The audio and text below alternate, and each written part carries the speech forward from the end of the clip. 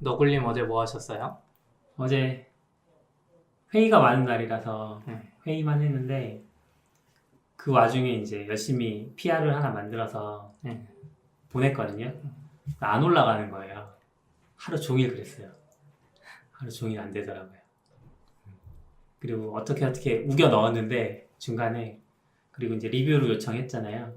리뷰를 달아주는데 똑같은 코멘트가 6개, 7개씩 막 1시간 뒤에 올라오고 막 답변도 못 하겠고 깃헙 장애가 있었죠. 플리캐스트면 좀 세겠네요. 네. 저는 어제 그냥 댓글만 달았는데 댓글을 달았는데 슬랙에 콜백은 계속 오고 콜백 먹으죠. 새로 고침하면 없고 그 현상이 몇 번 있었어요. 네. 어제 일 안 하신 분은 모르겠지만 낙견님 어제 일 안 하셨어요? 저는 전혀 몰랐습니다. 전혀 몰랐고 오늘 아침에 이제 트위터 들어가니까 그런 얘기들이 있더라고요. 이게 지금 장애 시작 시간이 어제 22 그쵸? 네. 한국 시간으로 어제 네, 아침 오전부터. 8시부터 해가지고 와, 지금 오늘 아침 네, 거의 하루 동안 네. 계속 이슈가 있었던 것 같아요. 그쵸. 와, 거의 24시간이네요. 저 깃헙 쓰고 이렇게 긴 장애는 처음 겪는 네. 느낌이에요. 아까 말씀하신 대로 그 이론 루머가 맞는 것 같기도 해요. 애저로 이동 중에 장애가 난 게 아닌가. 그쵸. 그렇지 않고서야 이렇게까지. 원래 깃헙 장애 나면 좋은 거 아니에요? 아니죠. 푸시가 아예 안 되든지 해야 되는데 이게 디센트럴라이즈의 단점인 것 같아요. SVN이 있으면 코밋을 못해서 아예 못하는데 이건 커밋은 할 수 있잖아요. 그쵸. 푸시만 못하고.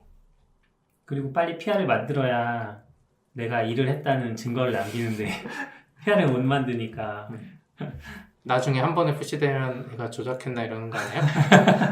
나중에 평가할 때 이날 뭐 했냐고 이제 네. 대라고. 그래도 생각보다는 오래 걸렸어요. 장애. 네, 오래 걸렸어요. 그리고 그 다음 것도 장애 이야기 하자면 유튜브 와. 사건이 있었잖아요. 저는 공교롭게도 유튜브 터지기 전날부터 네. 제 크롬이 유튜브가 안 열리는 거예요. 뭐 말폼도 됐다고 나와서 이게 뭔가 하다가 다음날 유튜브 장애를 겪으면서 이거랑 관련이 있었나 보다 했는데 장애 끝나고도 계속 그러는 거예요. 그리고 프라이빗 창에서는 잘 열리고 그래서 좀 찾아보니까 그냥 쿠키 날리면 된다 그래서 해결했습니다. 저는 이거 일할 때라서 사실 못 느꼈는데 요즘에 유튜브가 진짜 일상생활에 많이 들어왔다고 느낀 게 일반 사용자들이 유튜브 장애에 좀 더 민감했던 것 같아요. 경찰서에 그렇게 전화를 많이 했다고. 맞아요. 그 미국 얘기 아니에요? 뉴질랜드랑 뭐 뉴질랜드. 이런 데 예. 경찰서에 전화하고 고객센터에 다른 서비스 고객센터 전화해가지고 유튜브 왜 안 되냐고 따진다고 그러더라고요. 다 연결이 돼 있으니까. 그렇죠.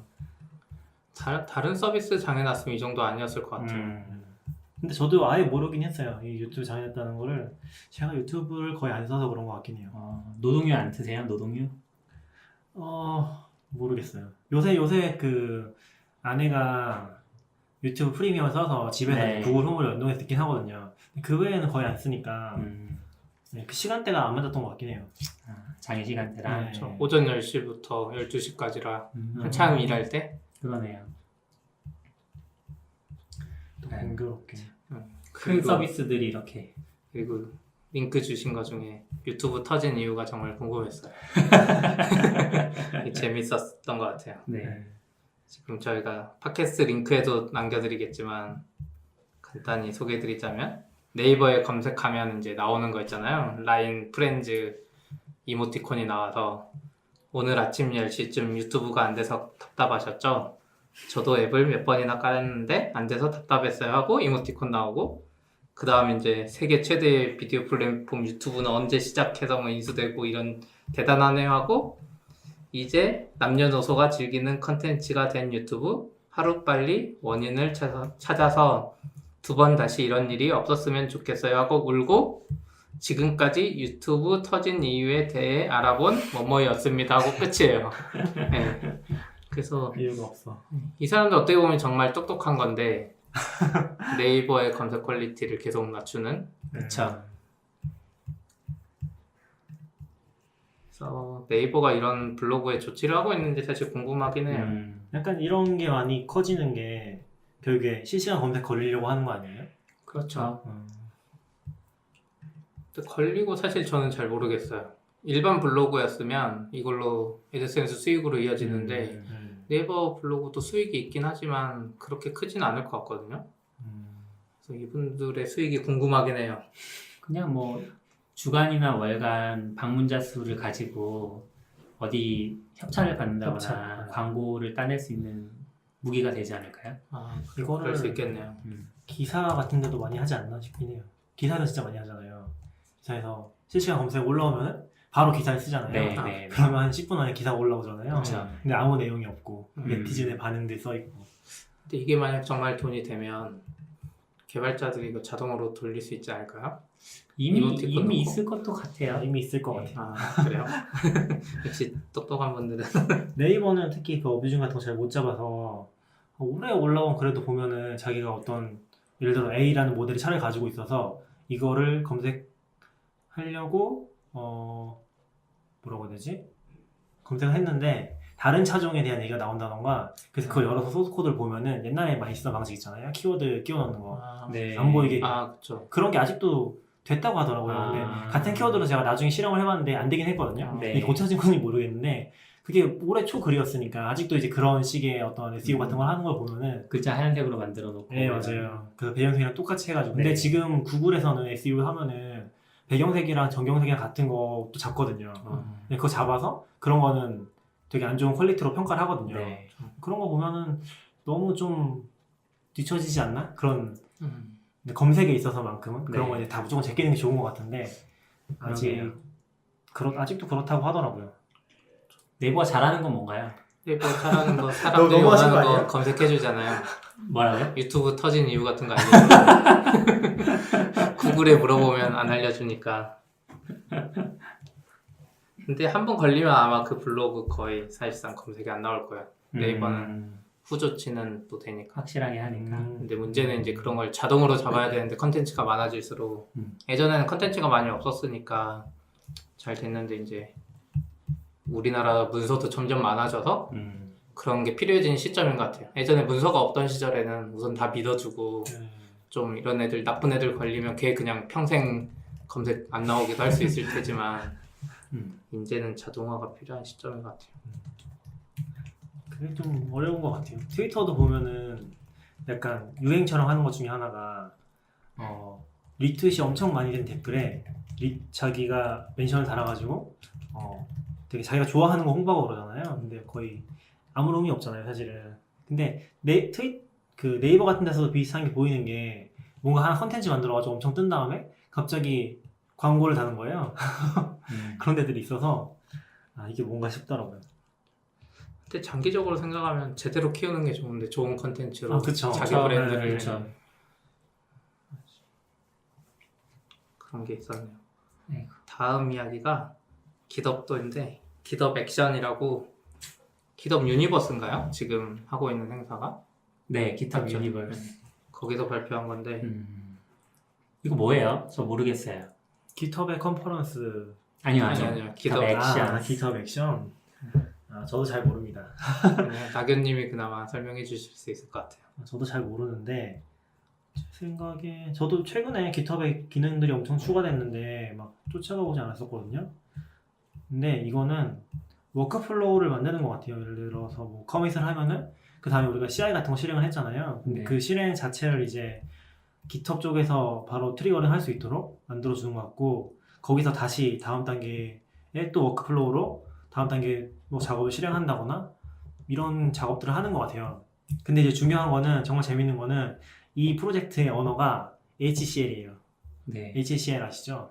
그래서 하시모토가 또 좋아하면서 트위터를 남겼더라고요. 네, 그것도 그렇고 이 깃허브 유니버스 행사에 와서 이제 시연을 했다고 하더라고요. 직접? 네. 아. 그러니까 보통 이런 프로젝트를 하면은 이런 것들이 다 코드로 만들면은 다 제이슨 같은 걸로 만들잖아요. 그렇죠. 제이슨 아니면 그 프로그래밍 언어를 쓰는데 좀 HCL을 쓴 하시코프 외의 프로젝트로는 처음인 것 같아요. 이게 좀 의미가 있었던 것 같아요.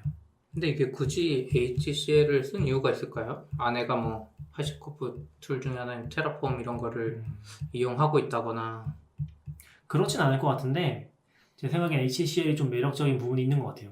예를 들어서 제이슨 같은 경우는 깊이가 한 두세 단계만 들어가도 엄청 복잡해지잖아요. 그러니까 사람이 보면서 아 이게 몇 단계지? 하는 걸 좀 파악하기 힘들거든요. 근데 HCL은 한 두세 단계까지는 그냥 좀 편법적인 문법으로 구성되어 있어서 그냥 파악이 돼요. 그러니까 스트링을 보통은 한 개를 쓰잖아요. 뭐 리소스 쓰고 스트링 한 개 쓰는데 테라폼에선 보통 그 리소스를 쓰고 스트링 두 개가 따라오거든요. 그러면은 처음 보면은 너무 이상한 거예요. 근데 이거 제이슨으로 풀었으면은 그 두 번째 스트링이 첫 번째 스트링 안에 있도록 배치가 되는데 이런 것들이 이제 읽을 때 굉장히 도움이 되는 거죠. 그래서 HCL이 제이슨보다 좀 가독성이 높긴 해요. 근데 좀 덜 범용적이죠. 근데 컨피규레이션 언어로 보면은 좀 매력적인 부분이 있는 거죠. 아, 요 정도만 하면 돼. 요 정도까지만 잘하면 돼. 근데 야물이나 제이슨 같은 경우는 좀 복잡하게 쓰면은 못 따라가거든요, 사람이. 뭐 아마 긴 거 써보셨으면 아실 거예요. 야물이 진짜 복잡한 것 같아요. 네. 쿠버네티스 설정 파일을 읽다 보면 정말 눈이 돌아가죠. 이게 약간 좀 몇 칸 띄었는지 모르잖아요, 네. 나중에는. 맞아요. 그게 좀 많이 심했던 게 아마존에 뭐였죠? AWS 있는 거? 클라우드 포메이션. 네, 클라우드 포메이션이 그랬고 루비에서도 가끔 쓰다 보면 좀 양을 좋아하니까 가끔 쓰다 보면 그런 게 좀 있었고 쿠버네티스도 많이 쓰면 그럴 것 같아요. 그래서 저는 쓸수록 안 좋아지는 것 같아요. 약간 파이썬도 그렇고 야물도 그렇고 들여쓰기로 구분하는 게 약간 좀 아이디에 도움을 받을 때는 모르겠지만 갑자기 파이썬을 까시죠? 저 파이썬 프로그래머거든요. 까는 건 아니고 약간 좀 파악하기 힘든다는 거죠. 네. 어떻게 생각하시나요? 근데 저는 HCL이 사실 테라폼 조금 공부를 해보긴 했지만 익숙하지는 않아서 근데 말씀하신 부분들이 확실히 있어요. 그러니까 YML 자체의 불편함을 느끼다 보니까 일단 새롭다고 하고 뭔가 그런 부분에서 문제가 해결된다고 하면 호감은 가죠. 네, 파이썬이랑 비교해서. 파이썬은 야물은 들여쓰기가 2칸이 기본이고 네. 파이썬은 4칸 기본이라서 파이썬에서는 사실 그런 정도의 불편함을 많이 느끼진 않고 파이썬이 두 칸이 문제인가? 4칸이 기본 맞아요? 네 기본이에요. 아니잖아요. 기본이에요. PHP의 4칸이 아 그래요? 네. 근데 그게 탭이면은 투스페이스로 보는 사람 볼 수 있잖아요. 볼 수 있는데 스페이스가 또 기본 PHP에서는 아 그래요? 네. 옛날에는 안 그랬던 것 네. 같은데. PHP가 알았어요? 점점 스트릭트해지고 있고 그래서 이제 그렇구나. 네 좋네요. 칸의 문제였군요. 그렇죠. 근데 HCL 지금 저는 애전 문법으로 계속 쓰고 있는데 보면서 약간 이상한 거 많았거든요. 변수명인데 무조건 따옴표로 해줘. 이제 네. 최신의 HCL은 그게 많이 개선된 것 같던데 네 맞아요. 근데 이거는 1.0이래요. GitHub Actions에 적용된 버전은 1.0이고 새로 나온 그 HCL. 근데 HCL이 새로 안 나왔어요 아직. 그 버전은 버전이- 아직 안 나온 거예요? 그 버전이 테라폼 0.1인가에 적용된다고 했는데 일단 테라폼도 안 나왔고 네. 거기 적용될 HCL도 뭐 개발이 어떻게 되고 있는지 모르겠는데 아직 나오진 않았어요. 그래서 아마 개발 단계에서는 그걸 쓸 거고 뭐 나중에 업데이트 될 수는 있겠죠. 그리고 어차피 설정 언어라서 그 안에서 변수명 같은 것들이 들어갈지 좀 어떻게 들어갈지는 나와 봐야 될 것 같아요. 그렇군요. 네. 그래서 얘기해요. 네. 그리고 또 하나 생각난 게 이제 파이썬 얘기하면서 왜 야물 파일 같은 것들이 복잡해질 수밖에 없는지를 생각해 봤는데 이게 프로그래밍 코드면 제가 파이썬이랑 뭔가 다를까를 생각해 보다 보니까 프로그래밍 코드면 뎁스가 늘어나면 늘어날수록 내가 뭔가 잘못 짜고 있다는 신호가 되잖아요. 근데 설정은 뎁스가 늘어날 수밖에 없잖아요. 그렇죠. 쓰면 쓸수록 늘어나는 거고 세세한 컨트롤이 들어가다 보니까 그래서 아마 그런 문제들이 생기는 것 같아요. 그러면 HCL이 좀 구조화할 수도 있고 좋죠. 좀 스멜을 느낀다는 거죠. 네. 좋은 것 같아요. 저는 파이썬을 많이 써보진 않아서 지금 이게 베타를 하고 있거든요. 신청하시면 신청해 놓으시면 아마 알림이 올 거예요. 아 이게 신청을 해야 되는 거예요? 네, 신청해야 돼요. 아직 열린 게 아니에요. 우선 신청은 하고 봐야 되겠네. 네, 저도 신청해놨거든요. 그러면 이제 이메일을 준다고 한 것 같아요. 그렇죠? 네. 이메일을 준다고 하네요. 네. 이참에 신청을 했습니다. 저도 지금. 네. 액션스 잘 나오면 좋겠네요. 그러면은 네. GitHub 안에 있는 뭔가 CI 도구, 내장된 CI 도구라고 보면 되는 건가요? 아니면은 외부의 CI 도구랑 연동을 편하게 해준다? 어떤 식으로 좀 쉽게 이해하면 그러니까 좋을까요? CI 도구는 제가 보기엔 그대로 있고, 근데 트리거링이랑 이 워크플로우 전체 관리를 GitHub이 대신해 주는 것 같아요. 예전 같으면 이 워크플로우를 이제 CI에서 하거나 훅으로 붙이거나 CI에서 훅 네. 붙이고 이러는데 이제 점점 복잡해져서 뭐 GitHub에 푸시를 하면 CI가 돌고 CI가 끝나면 슬랙 보내고 이런 걸 했었는데 그쵸. 네, 그쵸. 그러면 CI에서 훅을 받고 음. 끝나면 슬랙 보내는 걸 짰어야 됐는데 네. 이게 그냥 GitHub 안에. 워크플로우로 음. CI는 CI만 하고 네가 끝나면 슬랙 보내는 건 또 이쪽 워크플로우에서 관리해주고 좋네요. 네, GitHub 자체 워크플로우를 다 구성해버릴 네. 수 있는 거죠. 근데 아쉽다기보다는 약간 걱정되는 건 GitHub이 이제 어느 정도 툴들을 제공을 할 건지가 관건이잖아요. 그래서 어떻게 보면은 툴들을 많이 제공할수록 안 좋은 걸 수도 있잖아요. 어떤 의미로요? 생태계가 무너지는 거잖아요. GitHub이 예를 들어 CI까지 다 해버리겠다 할 수도 있잖아요. 네. 그런 면에서는 저는 그냥 워크플로우만 하는 정도면 괜찮지 않나? 그러니까 좋은데 네. 저는 좋은데 이제 저 같은 경우는 회사에서 GitLab CI를 쓰고 있어요. GitHub은 계속 저장소로 쓰고 GitLab에서는 그 저장소를 미러링해서 CI만 돌리고 있는 상황인데 GitHub이랑 GitLab이랑 이제 서로 약간 경쟁 관계니까 이 파이프라인에 과연 GitLab CI가 들어가 있을까? 이런 게 좀 걱정이 되긴 하네요. 근데 저는 들어가지 않을까. 들어갈 GitLab의 것 스타일을 같아요. 보면 네. GitLab은 이제 서비스로 쓰는 사람도 많은데 설치용으로 쓰는 사람도 많고 아마 아. GitHub은 분명히 API 규격 같은 프로토콜만 네. 잡아줄 테니까 GitLab 입장에서는 무조건 해줄 것 같아요. 그래야지 자기 저변을 넓혀서 끌어당길 수도 있잖아요. 반대로. 네. 저도 들어갈 것 같아요. 왜냐면은 지금 보면 액션스가 아니라도 이미 트리거링 되는 그 서비스는 다 있잖아요. 네. 그 안에서 되는 거면 웬간한 건 다 그대로 쓸 수 있지 않을까 싶긴 해요. 다행이네요. 그러면 좋겠습니다. 하지만 갔다 오신 분이 있으니까 오시면 이제 한번 네. 그렇네요. 더 자세한 얘기를 그분을 잡아다가 그분 초청해야 들어보면 돼요. 좋지 않을까요? 네. 했습니다. 다음을 기약하고 네. 파이썬 이야기가 나왔지만 이제 루비 25주년 와. 이야기가 있어요. 25년이나 됐어요. 네. 정말 근데 파이썬은 졌더라고요. 파이썬이 몇 년 됐죠? 파이썬이 파이썬이 2년인가 더 2, 3년 정도 차이 나지 않나요? 파이썬 네. 이게 정확한 정보는 아닌데 사실 그러니까 마츠가 루비를 95년인가요? 95년에 95년. 공개를 했다고 얘기를 하는데 이게 그러니까 0.1인가가 나왔을 때일 거예요. 0.1인 정확히 모르겠어요. 근데 0.1인가 나왔던 시점을 처음 발표된 걸로 보고서 95년에 나왔다고 얘기를 하거든요. 근데 파이썬이 91년이요. 91년이라고 91년. 하더라고요. 네. 그래서 파이썬이 좀 더 오래되긴 했더라고요. 음. 근데 어쨌건 지금 우리가 보면 사실 루비나 파이썬이 굉장히 뜬 게 오래된 것 같지 않게 느껴지잖아요. 그렇죠. 근데 막상 역사를 까보면은 생각보다 오래됐다는 거. 그렇죠. 그게 좀 저는 흥미로웠던 것 같아요. 더 재밌는 게 하스켈이 90년에 나왔네요. 아 그래요? 네. 늙었네 다들. 제가 파이썬 처음 했을 때가 대학생 초반이었나? 그때 막 공부했거든요, 혼자. 근데 그때 파이썬은 아무도 몰랐고 2002년, 그랬겠어요. 3년에 근데 오. 그때 막 파이썬이 좋은 2002년이요? 예. 엄청 오래됐네. 그때 파이썬이 좋은 이유 막 이런 것 중에 하나가 뭐 C 라이브러리를 쓰기 편하다 막 이런 것들 뭐 글루 언어다 막 그랬는데 그때 그런 약간 정도로. 느낌이 안 뜰 것 같다가 요즘에 갑자기 뜬 거 보고 좀 신기했어요. 참고로 저는 루비로 바꿨지만 원래 파이썬이 좀 C 언어의 스크립트 언어 같은 느낌으로 많이 얘기됐었잖아요 처음에. 지금은 뭐 데이터 사이언스 때문에 완전 다르긴 한데. 그쵸. 다른 방향으로. 네. 요새는 분위기 어때요? 요새 사람들 오면은 요즘도 반반? 데이터 쪽에 관심도 많이 있고, 네. 그리고 뭐 머신러닝 쪽에서도 워낙 핫하니까 네. 머신러닝. 근데 거기에 붙이기 편하잖아요. 텐서플로우나 이런 것들이. 그래서 파이썬을 많이 쓰시는 것 같고. 저희도 요즘은- 그런 분야는 다 음. 파이썬으로 되어 있긴 하거든요.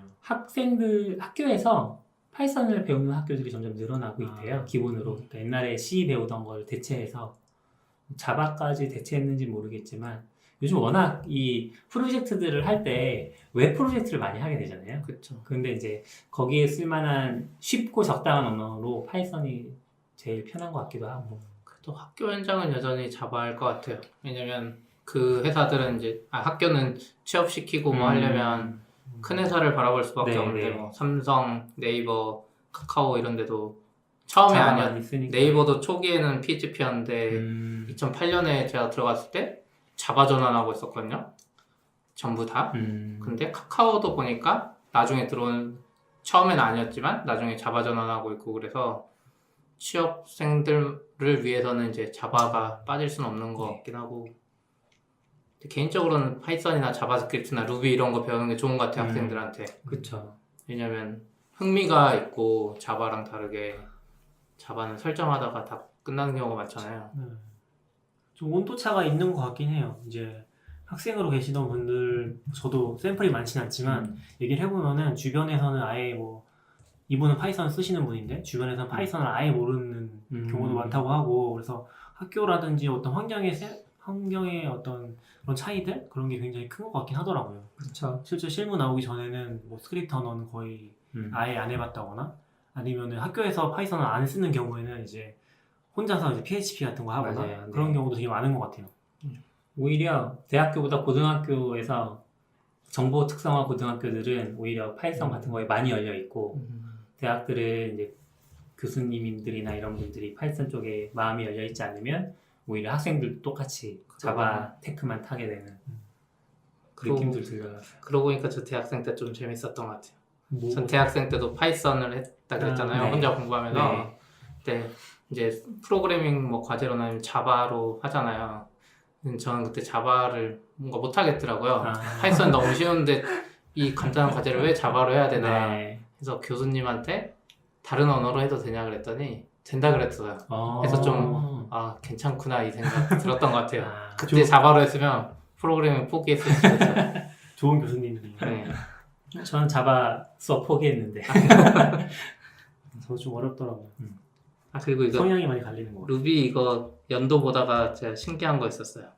95년에 무슨 일이 있었나? 1995년에 지금 자바스크립트도 1995년이고 자바도 1995년이고 PHP도 1995년, 루비도 95년이에요. 95년에 도대체 어떤 이유로 이렇게 많은 언어들이 갑자기 막 나왔나 이런 게 궁금하긴 해요. 정확히는 성공한 언어들이 많이 나왔던 거죠. 그쵸. 그쵸. 지금까지 나와 있으니까. 네. 그런 게 약간 궁금하긴 하더라고요. 저번에 잠깐 얘기했지만 83년에 C++가 나왔는데 한 12년 정도 괴로움을 당하던 이 C++ 키즈들이 더 이상의 괴로움을 견디지 못하고 만든 게 아닌가라는. 네. 약간 요 시기에 이런 종류의 자바스크립트가 아니라 스크립트 언어가 좀 유행했던 게 아닌가 싶기도 해요. 스크립트가 파이썬이 91년에 나왔잖아요. 이렇게 네. 얼마나 오픈되어 있었는지 모르겠는데 그런 영향도 없지 않아 있었을 것 같아요. 그런 것들 보면서 조금 더 가벼운 언어들 자바는 잘 모르겠는데 PHP나 루비, 자바스크립트 다 되게 경량 언어잖아요. 그리고 자바스크립트는 진짜 좀 지금은 거의 세계를 점령한 언어니까. 그렇죠. 근데 그때 뭔가 언어의 부족함을 느끼긴 했나 봐요. 그래서 자바 같은 애도 자바스크립트도 하고 했는데 결국 단기적으로 성공한 거는 자바긴 했지만 지금은 이제 지금도 잘 되고 있고. 뭐 성공에 대해서 얘기하자면 루비가 좀 슬프죠. 그렇죠. 근데 루비는 잘 될 것 같아요. 바츠가 살아있는 한. 그렇죠. 제가 이제 CP랑 같이 올해 루비카이를 갔다 왔거든요. 저는 올해 처음으로 갔다 왔고 CP는 이제 두 번째 간 건데 좀 느끼는 게 많기는 했어요. 여전히 이제 한국에서는 루비 개발자 만나고 루비를 쓸 일이 많지 않긴 하거든요. 지금 상황에서는. 근데 여전히 굉장히 활발하고 루비 언어도 굉장히 좀 개선의 여지를 많이 보고 있고 잘 진행을 하고 있더라고요. 그래서 좀 부럽긴 했어요. 그런 것들이. 저는 루비를 되게 좋아하거든요. 근데 마츠가 살아있으면이라는 말을 하셔서 그런데 마츠가 그러면 SPOF 아니에요? 그렇긴 한데 그냥 제가 생각에는 마츠가 개발을 많이 안 하거든요 지금. 네. 근데 그냥 마스코트로 상징적인 존재로 있고 가면은 마츠를 쉽게 만날 수 있고 마츠라는 존재가 그냥 있는 거고 언어 발전에는 이제 다른 루비 커미터들이 진짜 열심히 해주는데 반대로 생각할 때 제가 파이썬 할 때 생각해 보면 파이썬의 그분은 이제 만나기도 어렵고 그분은 막 구글 이직하면서 파이썬 언어에도 별로 관심이 없는 것 같았고 근데 심지어 이번에는 때려쳐버렸잖아요 싸우다가 근데 루비 카이기 갔을 때 좀 신기했던 거는 마치가 무슨 메소드 이름인가 뭐 바꾸고 싶어 했어요. 네, 맞아요. 근데 자기가 하고 있는데 아무도 안 들어줘. 그러니까 마치가 만든 사람인데 아무도 안 들어주고 네. 마치도 그냥 그걸 유쾌하게 넘어간 것 같고 그래서 뭔가 언어를 만드는 사람들이 재밌어 보였어요. 네. 그러니까 우리 쓰는 사람도 재밌었지만 만드는 사람도 재밌어야 되고 또 그 뭐 스레드 모델에 대한 이야기도 뭐 그분들이 네. 열심히 하는 거 보고 저분들이 열심히 하면 뭐 잘 되겠지 이런 느낌이었던 것 같아요. 사실 파이썬 커뮤니티도 비슷한 이제 문제점들을 인식하는 부분들이 있었어요. 그래서 그 기도반 로썸이 물러난 다음에 그 종신 뭐 자비로운 종신 독재자에서 물러난 다음에 그 기도반 로썸 이후의 파이썬에 대해서 고민하는 글들도 많이 올라오고 실제로 이제 그 결정권에 대해서 이제 파이썬 커미터들 핵심 커미터들로 모여진 그 위원회 같은 그런 것들이 조직되기도 하고 그리고 뭐 그 불미스러운 일 때문에 사실 기도반 로썸이 물러나기는 했지만 파이썬 전체 생태계로 보면 좋은 영향이 아닐까. 그럴 수도 있을 것 같아요. 근데 마츠 쪽은 오히려 처음부터 이제 그렇게 좀 더 메인 커미터와 일반 커미터들 사이에 평등함이 유지됐다고 하니까 그런 건 좀 좋겠네요. 루비 카이게 제일 재밌는 장면이 그런 것 같아요. 음. 맨 마지막 끝나는 날 커미터들이 연단에 다 앉아 있거든요. 아, 그럼 막 커미터들이 이야기하는데 우리는 그거 듣고 있고 또 뭐 한 분은 마치도 그랬지만 이 이름이 마음에 드는 것 같냐 해서 결론이 안 나니까 그냥 그 현장에서 손 한번 들어보라고 뭐 그런 것도 하고 그 뭔가 가까운 느낌에서 저희가 한국에 살아서 일본이 가까워서 그럴 수도 있는데 반대로 외국 분들은 거기가 더 가까워서 그럴 수도 있고 그쵸. 근데 약간 그런 사람이 필요한 것 같아요. 제 생각에는 자바스크립트도 그 노드를 이끌어 가던 분이 있었잖아요. 라이언 달. 예. 그러니까 그런 마스코트적인 존재들이 언어마다 필요한 것 같아요. 제가 라이언 달 얘기가 나와서 잠깐 옆으로 네. 세자면 라이언이 작년인가 자기가 노드를 만들고 나서 후회하는 7가지라는 제목의 발표를 했어요. 유로 JS 컨퍼런스에서 그 컨퍼런스 마지막에 그러니까 그 발표 마지막에 자기가 그래서 요즘 데노라는 언어를 만들고 있어 라고 해서 막 시작을 했거든요. 네. 그리고 실제로 지금 깃허브에도 막 하고 있는데 옆에 동료분이 데노 프로젝트에 관심이 있어서 막 커밋도 하고 계세요. 네. 보니까 재미있고 되게 신기했던 건 데노를 만들면서 이제 노드에서 어떤 실패 사례들 예를 들면 패키지.json 같은 부분들이나 그런 거를 이제 벗어버리고 이제 새로운 언어를 만든 거니까 의욕차기 시작했는데 중국 분들이 막 들어와서 너 왜 또 새로운 언어를 만드는 거야? 너 이상 배우기 귀찮아? 막 이런 얘기도 했고 어뷰징도 막 하고 어디서요? 그 깃허브에서 커멘트로 그러니까 막 또 다른 사람들은 너네 그러면 신경 쓰지 마 이건 우리끼리 잘 알아서 할 테니까 이런 얘기도 했고 또 한 개는 그 구글에서 프로토버퍼라고 프로토콜 있잖아요 그거를 만드신 분이 그 자기가 데노 프로젝트 그 발표하는 현장이 있었나 봐요 그걸 듣고 깃허브에다 다시 글을 올려서 내가 프로토버퍼 만들었다는데 나 요즘 구글 때려치고 새로운 무슨 버퍼를 만들고 있어 이거 한번 써보지 않을래? 막 그러고 또 그 라이언 달이 처음에 그 백엔드를 고로 하고 있었나 봐요. 근데 언어의 백엔드가 고였는데 러스트 쪽에서 친구들이 막 와가지고 야 러스트가 더 좋아 러스트가 더 빨라 막 그러면서 막 얘기를 해가지고 또 고 버리고 러스트로 지금 다 갈아탔대요. 근데 사실 라이언이 러스트를 아주 잘 아는 것 같진 않대요. 거기 메인 커미터들이 막 이야기를 하는데 러스트 나도 공부하고 있어 러스트 뭐 이런 거 되게 어렵더라 막 이런 얘기들이 나오고 있지만 그래도 굉장히 개방적이고 서로 이야기하는 분위기 이런 거 그래서 좀 데노 자체에 관심이 없더라도 이게 어떤 언어의 태생부터 살펴볼 수 있는 좋은 기회가 아닐까 좀 그런 느낌 좀 들더라고요. 루비나 파이썬 너무 처음부터 따라가려면 힘들잖아요. 이제는 불가능하잖아요. 할 수 있어요. 불가능해요. 루비 카이기에 가보시면 알 수 있는데 루비 카이기에서 약간 커미터 분들이 좀 매니악한 커미터 분들은 루비 0.1부터 지금 나온 최신 버전 몇이죠? 2.6? 2.5가 2.6인가? 정도 되는데 그걸 다 커밋할 수 있게 만들어 놓고 그리고 그걸로 다 테스트를 할 수 있게 스크립트 짜놓고 약간 변태 같은데 푸츠 뭐 헬로 월드를 하잖아요. 네. 그럼 그걸 도커로 어떻게 해가지고 푸츠 헬로 월드를 루비 버전별로. 0.1부터 루비 2.5까지 다 실행해보는 그런 게 있더라고요. 합니다. 루비 개발자들은 다 이상한가요? 근데 약간 루비 카이기는 좀 특별했던 점은 있어요. 거기는 우리가 일반적으로 루비를 얘기할 때는 보통 서비스 관점에서 많이 얘기를 하거든요. 네. 서비스를 만들기 좋은 언어고 레일즈랑 같이 얘기를 많이 하는데 루비 카이기는 기본적으로 레일즈 발표를 받지 않아요. 아. 그래서 루비 얘기만 하거든요. 네. 루비 얘기만 하면 루비에 대해서 뭘 얘기하지 하면은 언어 자체에 대해서밖에 할 얘기가 없는 거예요. 그러다 보니까 더 좀 매니악한 측면이 없지 않아 있어요. 좀 주변부가 아니라 언어 자체에 대한 얘기들. 네. 그것도 뭐 매년 퀄리티가 좀 바뀐다고 하긴 하는데 올해는 좀 되게 재밌긴 했어요. 뭐 그런 느낌이긴 했습니다. 그래서 재밌네요. 뭐 그렇게 쫓아가는 것도 재밌을 것 같고 루비 좋고 사실 그것도 재밌는 것 같아요. 대놓고 되게 재밌는 것 생각해보면 같아요. 한국 파이콘 행사를 거의 매년 가긴 했지만 제일 재미있었던 발표는 뭐 파이썬의 딕트가 어떻게 작동하는지 알아보자 이런 식으로 좀 언어를 깊숙이 파고드는 그런 발표들이 재미있는 것 같아요. 맞아요. 평소에 접하기 쉽지 않아서. 네. 사실 그리고 그런 거 글로 읽는다고 해서 이해가 되는 게 아니잖아요. 지금은 많이 없진 않아요. 그러니까 비율 자체가 좀 좀 적잖아요, 사실. 적죠. 파이콘 같은 경우. 왜냐하면 파이콘도 이제 다양성도 추구하고 하다 보니까 이렇게 입문자들도 쉽게 들을 수 있는 것도 많이 있고 그리고 또 아까 말씀하셨던 것처럼 데이터 쪽에서도 인구가 대거 유입되다 보니 데이터 발표가 굉장히 많아지고 그런 상황입니다. 정체성이 좀 중요한 것 같아요. 그런 면에서 루비 카이기 쪽은 좀 아예 언어 쪽으로 정체성을 잡았던 것 같고 그렇군요. 언어를 만드는 사람들, 뭐 언어에 관심 있는 사람들 좀 매니악하게 많긴 했어요. 근데 저 궁금한 건 루비가 25유저인데 네. 마치가 24살밖에 안 됐어요? 아니요. 그 얘기가 아닌가요? 네. 네. 24살에 마치 사진이 있어요. 아, 24살 당시에 이때가 루비를 만들기 시작했던 때라고 써 있는 거 맞죠?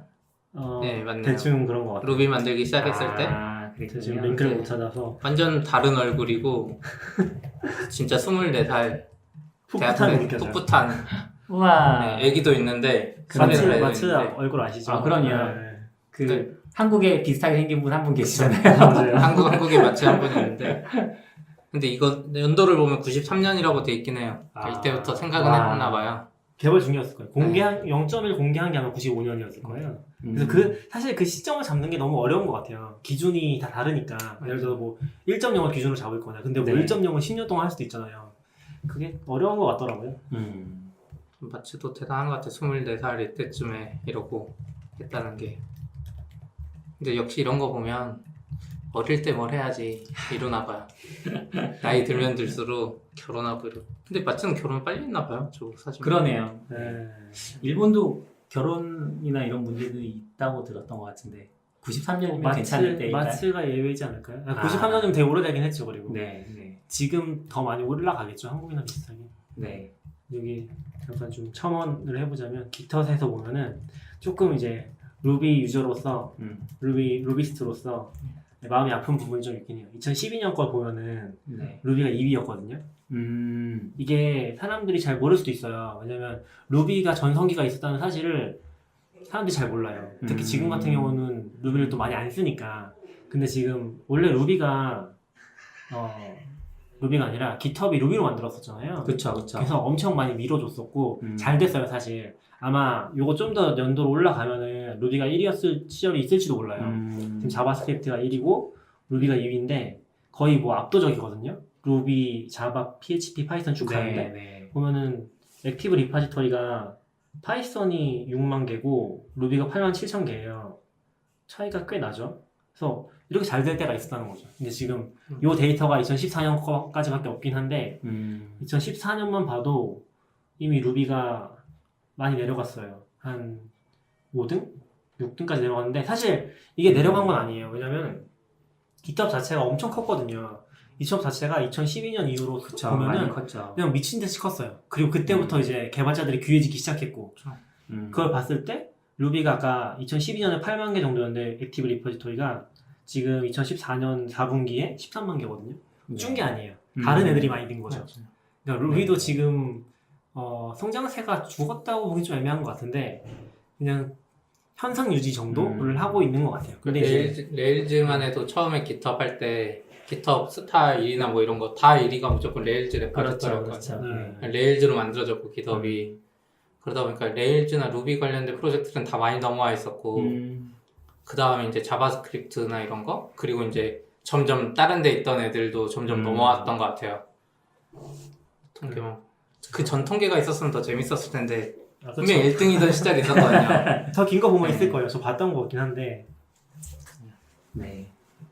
아쉽네요. 이 정도 하고 이거는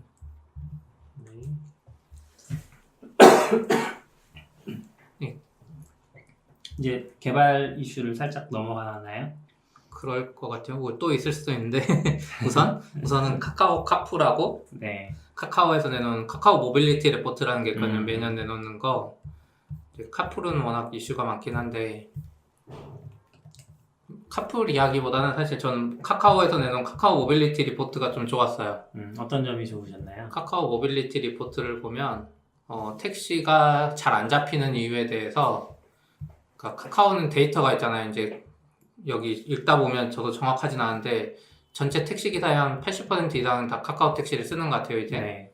그러다 보니까 내가 택시를 잡으려고 할 때 아침 출퇴근 시간에 왜 안 잡히는지를 말을 해준 거죠. 그래서 여기 네. 그래프 보다 보면 아침 시간대와 퇴근 시간대에 호출 건수가 있고 이때 카카오 택시에 배차 요청을 받고 있는 기사 수가 있는데 기사 수보다 호출 수가 몇 배 더 많아요. 그러다 보니까 카카오 카풀이든 뭐 스타트업이 아무리 노력을 해도 기사 수가 적기 때문에 이건 해결할 수 없는 문제인 거죠, 애초에. 그래서 뭐 서울시가 뭘 어떻게 개선하고 뭐 요금을 늘려서 서비스 개선하고 이걸로는 할 수 없는 문제다. 네. 이거를 데이터로 명확하게 보여준 것 같아요. 뭐 물론 이런 근거로 인해서 이제 카카오가 카풀을 하면서 그런 근거를 제시한 거긴 한데 네. 이 데이터만 보면 그리고 근데 이제 또 10시부터 그쵸. 6시 전까지 시간을 보면 택시 기사 수가 훨씬 많고 이제 사용자가 더 적은 거죠. 그럼 이런 걸 보면 이 데이터를 통해서 택시 기사한테도 좋은 방향을 제시해 줄 수 있지 않나 이런 생각이 들었어요. 그러니까 택시 기사도 예전에 말만 많았잖아요. 네. 출퇴근 시간에만 뭐 택시 면허할 수 있게 주자 뭐 이런 말도 네. 많고 근데 다 그게 그냥 예상이었는데 데이터로 나온 거 그리고 이제 저도 그렇고 와이프가 애 가졌을 때 제일 힘들었던 게 택시 타는 거였거든요. 그러니까 아침 출퇴근 시간에 병원을 가야 되는데 택시가 없어요. 이거 뭐 방법이 없어. 그럼 무조건 차를 사야 돼요. 한국에서는 이 상태에서는.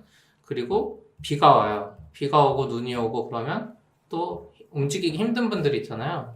근데 카카오 모빌리티 리포트에 보면 그런 눈이 오고 비가 오는 날 호출수가 늘어난 것도 있는데 반대로 기사 수가 줄죠. 기사들도 운행을 안 하는 거예요. 네. 그럼 이런 간극이 계속 늘어나고 있는데 그러면은 정부가 지금까지 했던 그런 대책으로 이게 메꿔지느냐의 문제인 거죠. 근데 애초에 안 되면 뭔가 대안이 필요하다 이런 거를 카카오는 데이터로 잘 이야기한 것 같아요. 네. 그 전까지는 사실 뭐 플러스나 이런 서비스도 있었잖아요. 그때 서비스들이 이제 이야기했던 거는 규제다, 뭐 스타트업 죽이기다 이런 말도 많이 했어요. 근데 그냥 그렇게 말하는 것보다는 이렇게 호출 데이터를 가지고 공개하면 좀 더 이해하기 쉬웠을 것 같아요. 물론 택시 업계는 지금 여전히 변하지 않지만 이런 데이터를 계속 보다 보면 카카오도 카풀을 이번에 강행하잖아요. 근데 이 데이터가 아마 정부 관계자들한테도 그 허용해주는 근거가 될 수 있을 것 같아요. 그 실제로 그러면 지금 출퇴근 시간에 굉장히 호출수 대비해서 기사 수가 적잖아요. 네. 그래서 카풀이 된다고 하더라도 실제적인 타격이 적을 수도 있겠네요. 그럴 택시 수도 있죠. 기사들한테. 근데 또 이제 반대로 생각하면 좋은 콜이라는 거를 놓칠 수도 있긴 한데 콜의 품질은 또 다른 얘기니까. 네, 그쵸. 왜냐면 골라서 태우면 더 좋을 수도 있으니까. 근데 이게 그렇군요. 어려운 것 같아요. 카카오가 뭐 그 1,000원 더 내면서 스마트 호출에 넣었잖아요. 네. 근데 이 데이터를 보니까 카카오가 스마트 호출에 돈을 받으면 안 되는 거 아닌가 이런 생각이 들었어요. 어차피 절대적으로 부족해서 스마트 호출이 해결 못 할 것 같은데 네. 아. 네. 그 1,000원 더 받아서 해결할 수 있었나? 이 데이터를 보니까. 그거는 써보신 분 있어요? 한 번 써봤던 것 같아요. 근데 쓰면 잡혀요? 그게 안 잡힐 때는 스마트를 해도 안 잡힌다고 하시더라고요. 맞아요. 그러니까 그럼 안 잡히면 돈을 돌려주는 거예요? 네. 그렇죠. 아. 네. 취소하면 돌려주죠. 네. 약간 그 경험이 중요한 거 저도 너무 안 잡혀서 급한데 스마트 호출했는데 똑같이 안 잡혀요. 그러면 안 잡는 거죠. 근데 반대로 너무 안 잡힐 때 스마트 호출을 해서 잡혔으면은 좋았을 텐데 이 데이터를 보니까 잡힐 수가 없었던 것 같아요. 1,000원이라는 게 뭐 기사님들한테 큰 메리트가 아닐 수도 있으니까. 그쵸. 저는 뭐 샘플이 부족해서 잘 모르겠긴 한데, 그러니까 택시를 저는 많이 안 타거든요. 네. 근데 택시라는 게 좀 되게 어려운 운송 수단이라는 생각이 들어요. 그러니까 예를 들어서 어떤 택시 기사는 가까운 거리를 선호하고 어떤 택시 기사는 긴 거리를 선호하는데 내가 그걸 알 수 없잖아요. 그쵸. 그럼 어떤 사람은 이래서 싫어하고 어떤 사람은 저래서 싫어하는데 막상 승객은 알 수가 없는 거예요.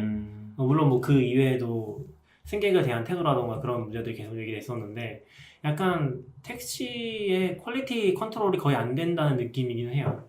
근데 이제 사실 제가 벌써 한 4, 5년 된 것 같은데 중국에 갔을 때 우버를 처음 써봤거든요. 근데 되게 좋았어요, 경험이.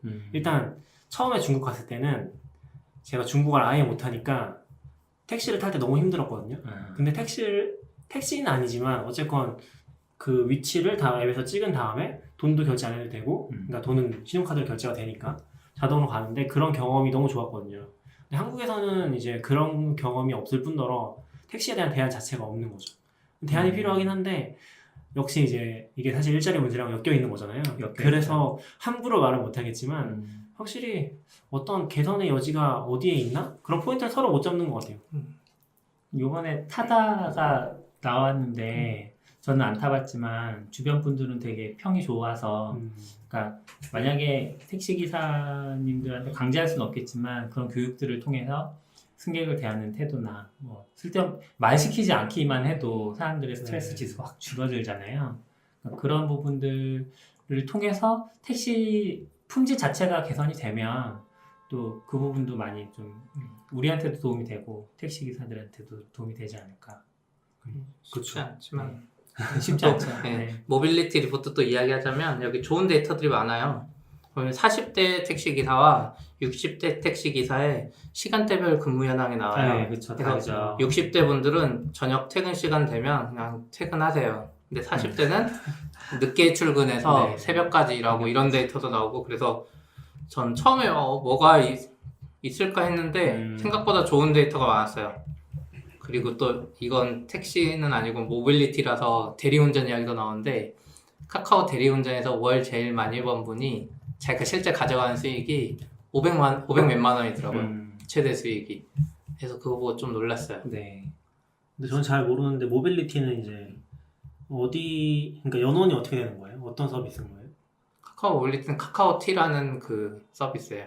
카카오티? 네, 카카오 택시도 그 앱 안에 그 주차 대리 이런 거. 그게 원래 카카오에 사는 거예요? 아니면 다른 데를 인수해서 하는 거예요? 아, 카카오 택시는 이제 카카오가 했고 네. 카카오티 안에 있는 주차는 다른 주차장 뭐 서비스 인수했고요. 그리고 카카오 카풀은 럭시라는 데 인수했고 네, 거의 그런 식으로 그렇게 합쳐서 이제 하나의 브랜드를 네. 만든 거죠. 모빌리티라는. 네, 그리고 자회사로도 따로 떼졌고요. 회사 자체가 자회사예요? 네, 카카오 모빌리티로 떼졌고 그래서 사실 럭시 인수할 때는 그런 말도 있었죠. 사람들이 통행세 낸 거 아니냐고.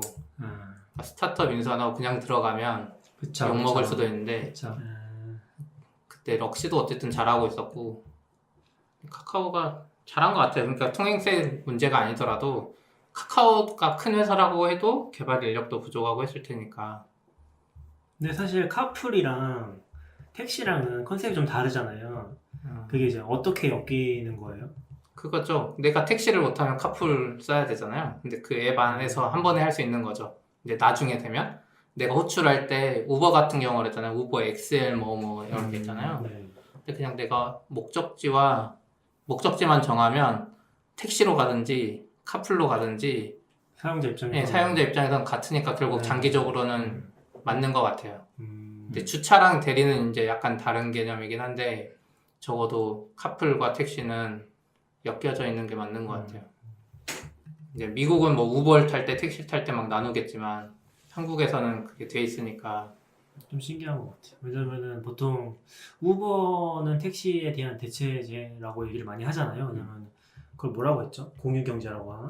네. 그런 말들을 많이 썼잖아요. 근데 카풀도 공유경제의 일부분이긴 한데 이제 차를 나눠 쓰는 개념이지 이게 뭐 운전을 해주고 돈을 받는다는 컨셉이랑 좀 거리가 있었잖아요. 원래 그냥 차를 나눠서 같은 목적지니까 가자는 그런 거였는데 앱이 들어오면서 우버랑 좀 구분이 안 되게 되는 것도 좀 흥미로운 부분인 것 같긴 해요. 저는 이제 처음에는 그게 잘 이해가 안 됐거든요. 그러면 다음 또 넘어가 볼까요? 네. 이건 포토샵 CC4 아이패드인데 음, 제가 워낙 잡다한 걸 많이 해서 포토샵 프리미어도 가끔 하니까 사실 포토샵은 아이패드로 하려는 니즈가 많았어요. 아이패드 프로 성능이 워낙 좋다 보니까 디자이너들은 타블렛처럼 바로 쓸 수 있는 네. 아이패드를 선호했거든요. 그런 앱들도 많이 나오고. 네. 근데 지금 어도비에서 어도비 맥스라고 매년 하는 행사가 있는데 그래서 포토샵 CC 아이패드 버전을 내년에 내놓을 거라고 미리 발표했어요. 저는 이런 거 좀 싫어하는데 내년에 내놓을 걸 미리 발표. 키노트에서 발표했다는 거예요? 그냥 그 행사하면서 했던 것 같아요. 키노트인지는 모르겠고.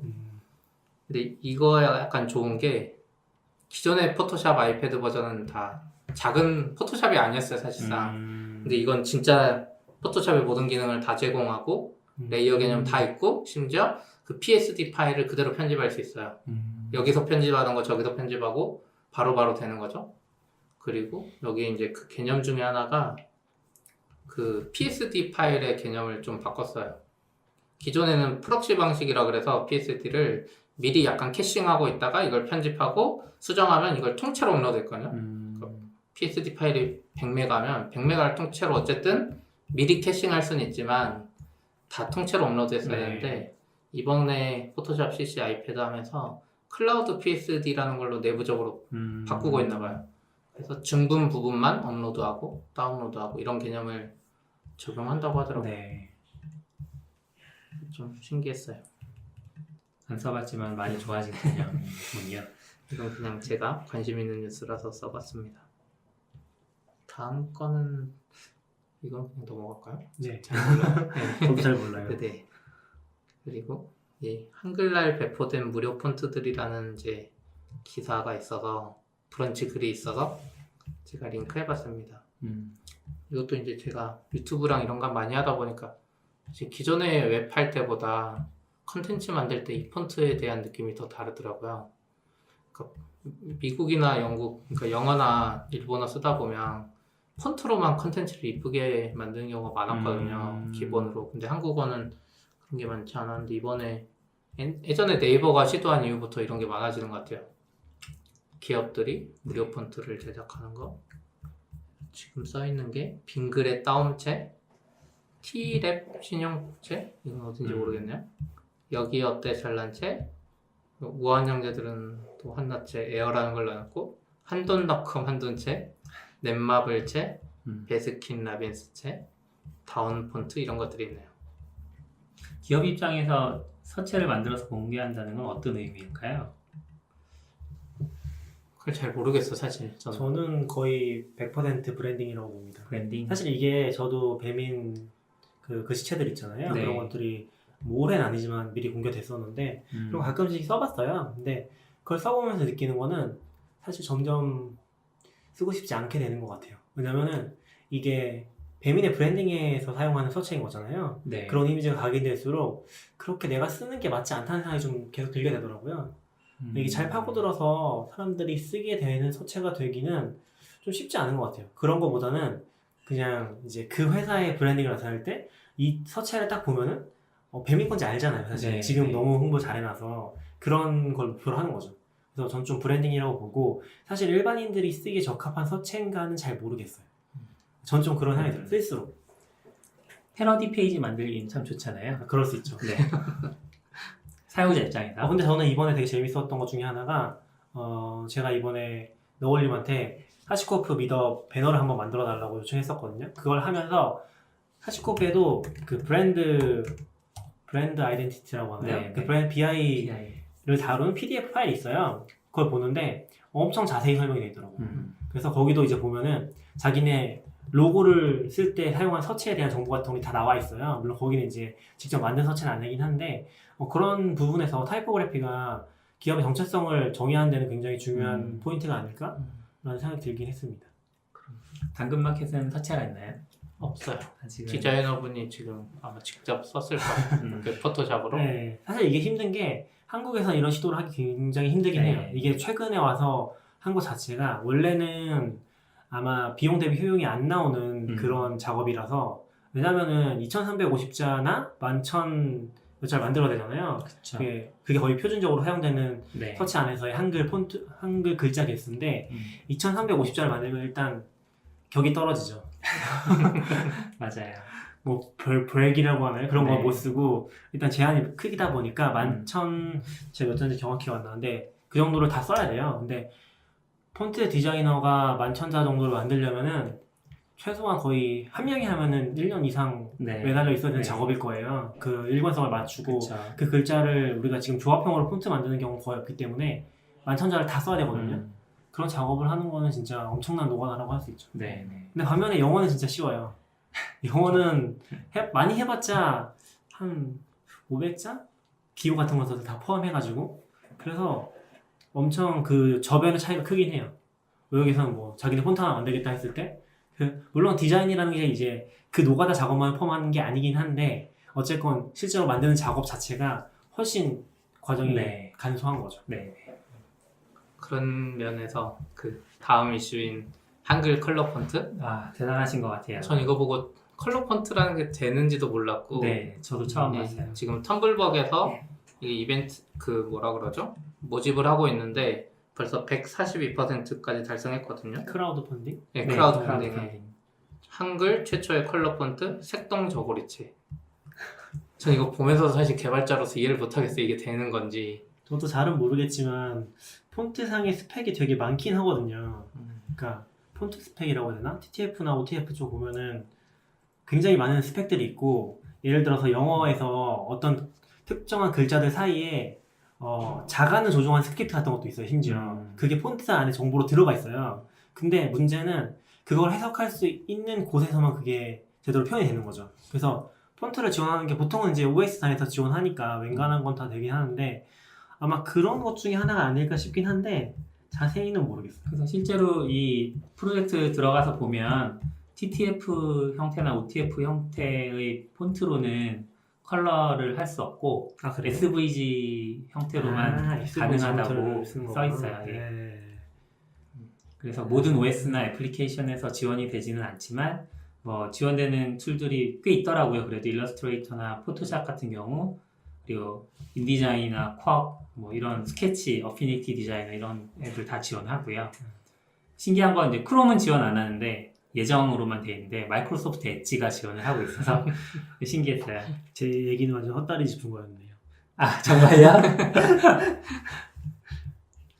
SVG면 할 수 있겠네요. 웹 폰트로는 SVG 폰트를 가끔 쓰는 것 같긴 하더라고요. 아, 그래요? 그렇군요. 예. 컬러 폰트의 색깔을 먹이면 어떻게 될까 항상 궁금해요. 컬러 폰트인데 뭐 빨간색 하면 빨간색으로 바뀌나? 아마 안 될 것 같은데. 요런 해보면 식으로 되죠. 바뀌지 않을까요? 아 그렇네요. 네, 약간 아, 요런 식의 느낌. 약간 톤을 유지하면서 유지하는 요런 베리에이션들이 나중에 한번 해보죠. 해보시죠. 나중에 나오면 한번 구매해보죠. 네. 아직 안 나오나요? 프로젝트를 밀어주면 바로 구매할 수 있는 거 아니에요? 지금 아직 올 연말까지 좀 더 작업하셔야 되는데 아까 말한 대로 작업할 한글이 너무 많아서 꽤 많이 하셨는데도 아직 많이 남았나 보더라고요. 네. 다음은 애플이 이제 10월 30일 이벤트인데 일주일 남았네요. 지금 오늘이 와. 23일이니까 네. 소문에는 지금 우선 아이패드 프로 네. 새 버전이 이제 베젤 없이 나오는 거, 홈 버튼도 음. 없고 그 루머가 있고요. 홈버튼 없으면 아이- X처럼 아이폰처럼. 근데 저도 써보면 아이폰 X 홈 버튼 없는 게 더 편해요. 어. 이제 다시 홈 버튼 있는 애로 못 돌아갈 것 같아요. 불편하던데. 아니 지금 저기 아이폰 5 옛날 거 쓰고 계셔서 S입니다. 네. 근데 써보면은 내가 물리적인 버튼을 누른다는 게 내 손가락 힘들어가서 그게 너무 싫어요. 그래서 이제 써보면 써볼수록 아이패드 집에 있는 것도 이제 밑에서 위로 올리는 게 되긴 하는데 아이폰 X처럼 되면 좋겠다 이런 생각 가끔 하거든요. 뭔지는 모르겠지만 이해는 할 것 같아요. 제가 최근에 타이머를 하나 샀는데 버튼이 진짜 뻑뻑하거든요. 네. 누른 손에 힘이 꽤 들어가요. 그러면은 이게 좀 불편하다는 생각이 들긴 하더라고요.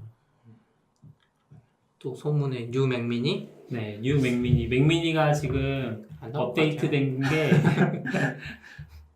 맥 미니를 보면 1467일 동안 업데이트가 안 됐다고 나오거든요. 그 마지막 아. 업데이트도 CPU만 살짝 올린 네, 거잖아요. 네, 네. 그래서 지금 뭐 그 루머로는 유출된 사진이나 이런 것들 보면 검은색 맥 미니 이런 것들이 카본 형태로 좀 보이던데 실제 나올지 모르겠네요. 저는 안 나올 가능성이 높지 않나 싶어요. 사실 그게 없죠. 니즈가 없긴 하죠. 시장이 약간 맥북류랑 아이맥으로 딱 나눠져가지고 나눠져서. 그러니까 약간 맥미니는 서버처럼 써야 되는데 그런 시장이 약간 애매한 것 같아요. 네. 뉴 맥북 에어는 나올 것 같기도 하고 약간 애매하지 않아요? 뉴 맥북이 있는데 에어가 다시 나온다는 것도 안 나올 것 같아요. 에어 좋아하시잖아요. 저요? 저 에어 안 좋아해요. 저는 원래는 맥북 프로 32기가를 엄청 기다렸죠. 아, 근데 막상 이제 살 필요가 없어지긴 했는데 이제 왜냐면 아이맥파로 돌아섰거든요. 그러면서 좀 많이 둔감해지긴 했는데 아이맥파라고 하시면 안 되죠. 아이맥과 맥북이라고 하셔야죠. 저희 분리해서 회사는 쓰시는 거잖아요. 아이맥과 맥북을 다 지원합니다. 그렇죠. 당근마켓 좋은 회사랍니다. 네. 여기서 홍보하고 가격 개발자 채용하고 있어요. 가격 차이가 확실히 좀 애매하긴 해요. 지금 맥북 프로 13인치가 네, 제일 맞아요. 저렴한 게 169만 원이니까 170만 원이라고 보면 맥북은 지금 똑같은 게 170만 원이거든요. 네. 가장 저렴한 게. 그런데 맥북 에어가 125만 원부터 시작해요. 새로 나온다고 하더라도 한 이 정도 가격을 유지할 텐데 가벼움 때문에 뭐 물론 레티나가 달리고 뭐 업데이트 된다고는 하지만 과연 살만한 가치가 있을까? 맥북도 뭐 무거운 건 아니니까 사실 네, 얼마나 가벼워진다고. 근데 이제 그건 있어요. 저 지금 맥북 들고 다니긴 하는데 와이프가 초기 맥북이거든요. 근데 정말 느리긴 한데 이 가벼움이 사실 아이패드보다 무겁긴 한데 살짝 들고 다니면서 쓰면 아이패드보다 훨씬 형상이 좋거든요. 그렇죠. 근데 유일한 문제는 열을 받으면 아예 일을 못해야 해요. 브라우저도 약간 느리고. 그래서 근데 맥북 에어는 팬이 달릴 거잖아요. 네. 그러면은 그런 시장이 있을 것 같아요. 음. 약간 팬이 돌면서라도 일을 해야 되겠다. 네, 약간 네. 가벼우면서. 그러면 펜리스와 예. 펜 그걸로 나뉘는. 저는 레티나로 왔던 게 엄청 큰 타격이었다고 생각하긴 하거든요. 레티나로 오면서 결국에 자원을 많이 쓰는 거잖아요. 그렇죠. 근데 맥북 에어가 지금도 괜찮아요. 그러니까 맥북 에어는 레티나가 아니기 때문에 기본적으로 성능 자체가 나쁘진 않아요. 네. 근데 이제 만약 레티나로 온다고 했을 때는 맥북이랑 엄청 큰 차이가 날까? 라는 생각이 들긴 하는 거죠. 그리고 오히려 맥북 에어인데 맥북보다 무거울 수 있잖아요. 두껍거나? 왜냐면 펜이 들어갈 거 아니에요. 그럼 구성 자체가 더 두꺼워지지 않을까요? 그럴 수도. 네. 그러니까 맥북보다 얇고 가볍다 네. 둘 다 만족하기 힘들 것 같다는 거죠. 만약에 이제 펜을 쓰고 그런 식으로 구성을 하면은. 근데 뭐 그런 선택지가 많아지는 것 자체가 나쁠 것 같진 않아요. 근데 안 나올 것 같긴 해요. 맞죠. 그래서 이렇게 막 생각해보면 나올 게 아이패드 프로밖에 없어요. 그러네요. 그래서 약간, 아이패드 프로 뉴 네, 버전이요? 약간 맥 빠진 느낌이 들. 근데 작년에 애플이 비슷한 걸 했는데 그렇게 맥이 빠질 것 같으니까 WWDC 때도 그렇고 내년에 나올 걸 발표했단 말이야. 아이맥 프로도 그렇고 12월에 나올 걸 6월에 발표하고 애플 홈팟도 12월에 나올 걸 6월에 막 공개하고 네. 있고요. 애플이 예전엔 안 그랬는데 요즘 좀 그러는 게 이번에도 또 그런 거 나오지 않을까 싶어. 그때 홈팟은 결국 6월에 내년 아니 12월인가 내년에 나온다 그러고 1년 걸렸어요. 홈팟은 뭐예요? 그 홈 노래 듣는 거. 구글 홈 같은. 네. 그런 게 있어요? 그때 제가 WWDC 갔을 때 그거 네. 봤거든요. 근데 전시해놨는데 딱 봐도 아이들 사기치네 이 느낌. 왜냐면 전시를 해놓고 원래 아이맥 프로랑은 다 만져볼 수 있게 해놨거든요. 네. 또 홈팟은 우선 스피커 기능도 안 하고 위에 액정만 움직이는데 손도 못 대게 했고 네, 손도 못 대게 했고 우선 노래가 나오지도 않았어요. 그래서 그때 보고 애들 아예 안 만들고 디자인만 정해졌나 보다 이 생각했거든요. 지금 나왔어요? 예. 어. 1년 걸려서 나오고 이제 업데이트 조금씩 됐는데 그래서 애플이 어떻게 보면 요즘에 나올 게 없어서 좀 땡겨서 발표하는 느낌. 이번에도 그런 게 있을 수도 있어요. 워낙 사람들이 기대를 많이 하니까. 네. 아이패드 프로는 기대가 좀 있는 거예요? 그건 그냥 나오는 거 확실한 것 같아요. 아 그래요? 그 정도 루머면 요즘 애플 100% 맞잖아요. 그게 아니라 이제 현재 아이패드 프로가 부족한 점이 있냐라는 질문이 아, 그래요? 둘 다고. 네. 현재 아이패드 프로 부족한 건 없는데 더 좋은 게 나올 수 있어서 홈 버튼 없는 거. 그런 맥락에서 새로운 세대. 저는 사실 아이패드 1이랑 2 때 엄청 충격을 받아서 좀 경량화되고 그러면 엄청 좋을 것 같긴 해요. 사실 아이패드 프로는 진짜 무겁거든요. 사실 무겁죠. 맥북 들고 다니는 것보다 진짜 힘들 거예요. 음. 그리고 아이패드 프로를 지하철에서 보잖아요. 거의 뭐 엄청 큰 흉기 같은 느낌이거든요. 양손으로 들어야 돼. 한 손으로 못 그쵸, 들어야 그쵸. 일단. 그거 쓰는 뉴맥북이 훨씬 나아요. 그런 느낌이긴 어지간한 하죠. 책보다 무겁잖아요. 네. 네. 그래서 어떤 면에서는 그게 이제 경량화라든지 개선이 있으면 진짜 좋지 않을까라는 생각이 들긴 해요. 그 정도의 충격? 그러니까 애플이 저는 1세대를 쓰지 말라고 많이 얘기하잖아요. 어떤 제품 새로 나오면은 그게 진짜 맞는 것 같아요. 얘네가 1세대는 좀 실험용으로 많이 만드는 것 같고 한 2세대, 3세대 되면은 굉장히 성숙한 제품이 나오는 것 같아요. 그런 것 같아요. 기대되긴 하네요.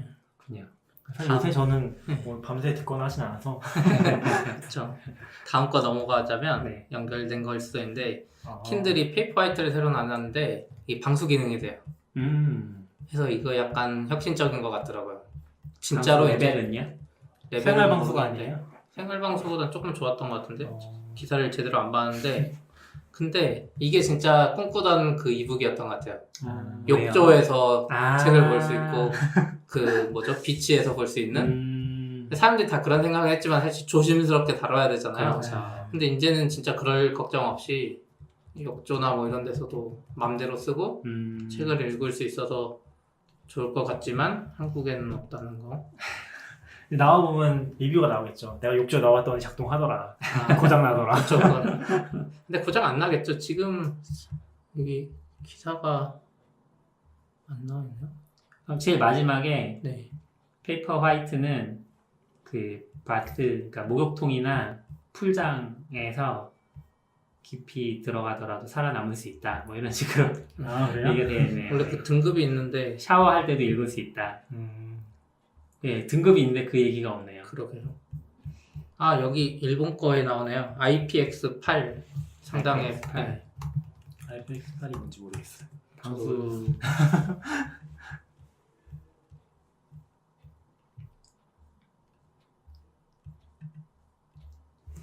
방수 등급이겠죠? 네. 검색을 해도 정확히 모르겠어요. 1m 오버 1m니까 욕조가 이거는 1m 안 넘으니까 IPX7은 1m 안 되게만 네. 보증하고 IPX8은 1m 넘어도 보증되나 엄청나네요. 봐요. 진짜 거의 네. 그냥 방수가 되는 수영장이네 수영장 1m 네. 넘으면 딱 수영장. 좋네요. 네, 좋군요. 네. 사실 킨들이 좀 앞서가긴 하는 것 같아요. 킨들 전자책 쪽에서는 근데 전에 킨들도 되게 좋다고 하셨잖아요. 제가 봤던 건 킨들 오아시스 네. 그러니까 최고 등급이었는데 그거는 한쪽에 비대칭이거든요. 네네. 근데 정말 좋았어요. 리디랑 비교해서는 뭐 어떤 게 리디랑 비교할 수 없었던 것 같아요. 그래요? 그 왜냐면 정도예요? 그러니까 리디나 이런 건 이제 킨들 옛날 방식이고 이렇게 한 손으로 잡을 수는 있지만 뭔가 불편하거든요. 뭔지 알 것 근데 같아요. 오아시스는 비대칭이라서 한 손으로 딱 잡으면 진짜 한 손으로 잡고 읽을 수 있는 유일한 기계인 것 같아요.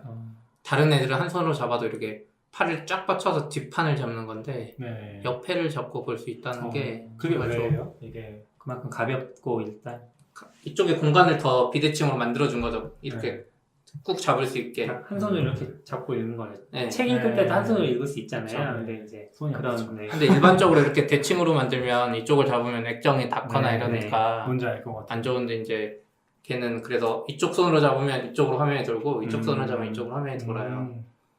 그 다음 버전은 모르겠는데 근데 은근 안 팔렸나 봐요. 제 생각에. 그래요? 그냥 비싸서? 가격이 비싸서 아, 전자책 읽는 분들은 또 이잉크 면에서는 어땠어요? 이잉크 면에서는 괜찮았어요. 이잉크맨에서는 사실 리디가 약간 좋은 느낌이었을 그래요? 때. 네. 그러니까 리프레시나 뭐 이런 느낌? 네.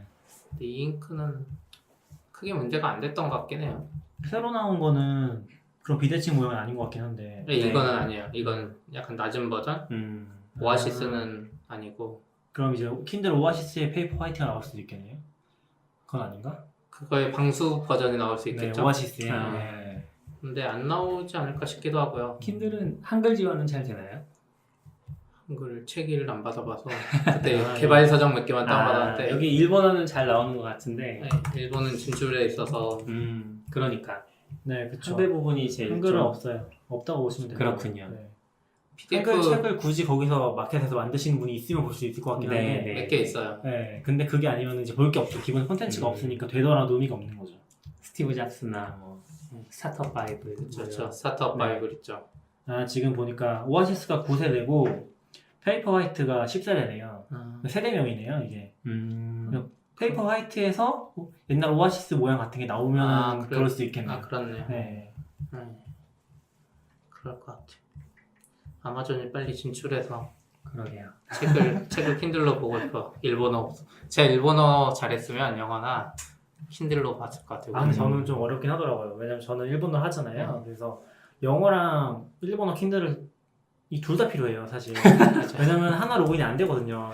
아 정말요? 옛날엔 통합이 지원됐었는데 지금 완전 별개예요. 그래서 아이패드를 쓰잖아요. 그러면 킨들 앱을 하나 깔면은 여기 영어로 로그인하면은 일본어를 못 봐요. 그게 엄청 불편해요, 진짜. 근데 한국어까지 들어가면 이제 헬이 되겠죠. 한국어만 보면 되죠. 킨들을 근데 세대 사야 될 수도 있어요. 그럼 언어별로 다 달라요? 네, 예를 달라요. 들면 프랑스어나 이태리어 같은 것도 다 달라요. 다 달라요? 그 마켓이 달라요, 기본적으로. 그러니까 아마존 JP랑 아마존.com이랑 계정이 완전히 분리되어 같은 있다. 이메일 아이디를 써도 비밀번호 다르기도 하고 네. 완전 분리되어 있어요. 맞아요. 그래서 옛날 건 아니고 안드로이드에서 약간 듀얼 앱 같은 거 지원하는 거 있잖아요. 네. 그런 걸 쓰면 좀 편하긴 해요. 근데 이제 아이패드나 아이폰이나 이런 데 쓰기는 좀 불편하긴 하죠. 클라우드 리더가 있는데 네. 사실상 거의 못 쓴다고 보면 돼요. 왜냐면 용량 자체가 너무 작아서 좀 큰 책 같은 경우 받으려고 하면은 이미 거기서 먹통돼 버리고 네. 그래서 두 개 쓰기 힘들더라고요. 포기를 해야 돼요. 기기만 그 언어만큼 기기가 있어야 돼요. 좀 힘든 세상입니다. 힘든 세상입니다. 다음 거는 그냥 제가 간단히 적은 건데 라인 메신저에 투자 기능이 들어갔어요. 소액 투자 일본에서. 이거 토스 아니에요? 약간 토스 같은 거 토스는 직접 하지는 않잖아요. 근데 제가 이거 라인 메신저 그 우리 페이스북이나 친구들 보고 채용 보다 보면 이 투자를 증권사가 아니라 자기들이 직접 컴퓨터로 돌리려는 것 같더라고요. 이 투자 금액을 그러니까 우리가 비트코인 거래하듯이 시스템을 만들어가지고 개발로 그건 뭐 자동 거래 못을 얘기하는 거예요? 자동 거래 그러니까 사람은 10만 원 투자하면 라인은 그거를 증권사에 맡기는 게 아니라 네. 직접 이거 투자 금액을 돌리려는 것 같았어요. 채용 그거만 봐서는 기계로요? 아니면은 기계로. 사람이요? 기계로. 아, 그러니까 사람이 뭐 전략을 짜면 컴퓨터로 짜. 라인 투자 봇 네. 뭐 이런 투자 개념으로. 근데 약간 이런 게 일본은 제약이 좀 덜하나 보죠. 아니면 뭐 자회사를 만들었을 수도 네. 있죠. 그렇죠. 라인 파이낸셜이라고 자회사긴 해요. 라인 파이낸셜. 네. 그래서 그렇군요. 여기 보면은 이제 인공지능고시 골라서 분산 투자한다 그러고 최소 투자 금액이 10만 원이에요. 네. 그래서 이걸로 어떻게 막 하는 것 같고. 일본에서는 의미가 있을 것 같네요. 왜요? 여기는 주식 투자할 때 최소 구매 단위가 굉장히 크잖아요. 일본은. 그러니까 그렇긴 하죠. 네, 그런 면에서는 펀드가 싫으면 이런 식으로 근데 펀드나 결국엔 비슷하지 않을까 싶긴 하고. 비슷해지긴 하는데 그리고 제 이름이 정확히 안 나는데 한동안 엄청 유행했었잖아요. 그 로봇이 하는 펀드가. 네, 네. 그런 거랑 차이가 있나? 라는 생각이 약간 들긴 차이 했어요. 있는 게 여기서 이제 나오는 거는 이 서비스의 주요 대상이 투자 초보자예요. 그러니까 토스 대상이랑 비슷해요. 네. 뭐 계좌 만들고 복잡해서 모르겠는데 한 10만 원, 20만 원 라인 메신저 쓰던 학생들이 넣어놓으면 알아서 어떻게 해준다는 거죠. 그럼 라인도 그 돈 가지고 분명히 뭐를 하겠죠. 그러니까 아마 한국에서는 로봇 어드바이저 이런 이름으로 많이 했던 것 같은데 그렇죠. 제 생각에는 이제 라인이랑 플랫폼이랑 겹치면서 그러니까 라인이랑 플랫폼이랑 시너지를 내면서 약간 좀 투자의 접근성을 높인다는 게 훨씬 큰 의미지 않을까? 토스도 약간 그런 맥락이잖아요. 사실 은행에 간다라거나 은행에서 뭐 계좌를 개설한다라거나 그런 게 굉장히 뭐랄까 좀 장애가 있는 느낌인 거잖아요. 근데 그런 걸 없애는 느낌인 거죠. 그렇군요. 근데 확실히 너굴님이 얘기하신 것처럼 일본 쪽이 투자 금액이 커서 네. 해보면 한 것 같긴 해요. 뭐 조금 설명을 드리면은 일본에서는 기본적으로 100주를 사야 되는데 일본이 선진국이잖아요. 그러다 보니까 기본적으로 주식의 가격이 좀 높은 편이에요. 예를 들어서 소프트뱅크 같은 경우를 생각해보면 제가 마지막에 봤을 때 한 주당 가격이 한 9만 원? 네, 지금 9,157엔인데 이거를 100주를 사야 돼요.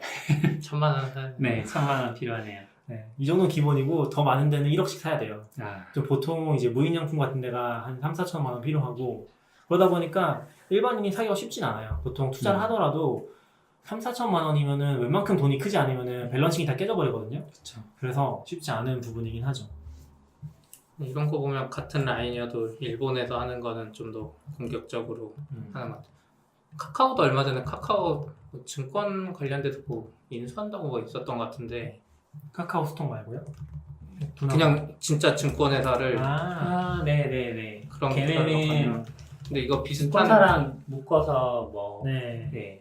카카오뱅크가 이제 그 증권사랑 같이 무슨 카카오페이가 바로 투자증권에서 있다고. 인수를 했네요. 네. 이게 비슷한 이런 리즈인 건지 다른 건지는 잘 모르겠어요. 근데 점점 중국도 그렇고 일본도 그렇고 한국도 그렇고 이 세 나라가 메신저 중심으로 뭔가 네.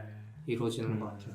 이해는 할 수 있을 것 같아요. 이런 시장은 보통 인수를 많이 하더라고요. 왜냐면 자격 라이센스 같은 게 다 있으니까 통째로 가져오는 게 훨씬 편한 것 같긴 하더라고요. 근데 이게 바로 투자증권의 그 말한 것도 비슷하네요. 바로 투자증권 대표가 카카오톡 기반으로 각종 금융투자 상품에 쉽게 접근할 수 있도록 둘이 항상 비슷하게 가는 것 같아요. 그 빅데이터와 인공지능은 빠지지 않고 요즘 그거 안 쓰면 안 되죠. 맞아요. 힘이 많이 지난 것 같은데 아니에요. 아직 일반인들에게 먹힌답니다. 빅데이터 한 10년 전 용어 아니에요? 이 다음 이슈는 이제 제가 가끔 일본에 보는 건데 모이칸 슬랙이라는 게 있거든요. 이쪽은 좀 신기해요. 그러니까 뉴스를 옛날에는 그냥 기사로만 보다가 RSS 이제 인터넷 초기라 그래야 되나요? RSS로 이제 기사를 보는 사람이 늘어나다가 요즘에 RSS 아무도 안 보잖아요. 먼저 그런데 이제 모이칸 슬랙이 그래서 나온 건지 채널이 여러 개 있어요. IT 뉴스 채널, 뭐 루비 채널, 고 채널, AWS 채널이 있어서 그 관련된 뉴스를 그 채널에다가 자동으로 쏴줘요, 봇이. 그래서 RSS가 없어도 그냥 이쪽에서 젊은 친구들은 RSS 몰라도 새로운 기사가 계속 올라온다는 느낌으로 보는 건데 여기에 들어가 있는 사용자가 11,000명이나 돼요. 와. 근데 아무 이야기도 없어요. 뉴스만 채널별로 올라오면. 근데 결국에 따지고 보면은 이 슬랙도 뒤에선 RSS를 쓸 거 아니에요. 그쵸. 근데 이 시대의 개인들이 역사를. RSS를 힘들어하고 이제 네, 새로운 그렇죠. 분들은 그래서 이런 것 좀 신기했어요. 저는 RSS가 좋은데 요즘에 새로운 세대한테는 RSS가 안 먹히는 것 같고 그래서 이런 거를 만들어 보면 어떤가 이런 생각을 했었죠. 만들어주세요. 네, 서비스도 없고. 네, 전 좋은 것 같아요. 왜냐면은 일단 저는 한국 같은 경우는 정보 유통이랑 생성 자체가 둘 다 좀 많이 저변이 없다고 느끼긴 하거든요. 예를 들어서 아까 전에 얘기했던 GitHub 액션 같은 것도 굉장히 재밌는 소식이잖아요.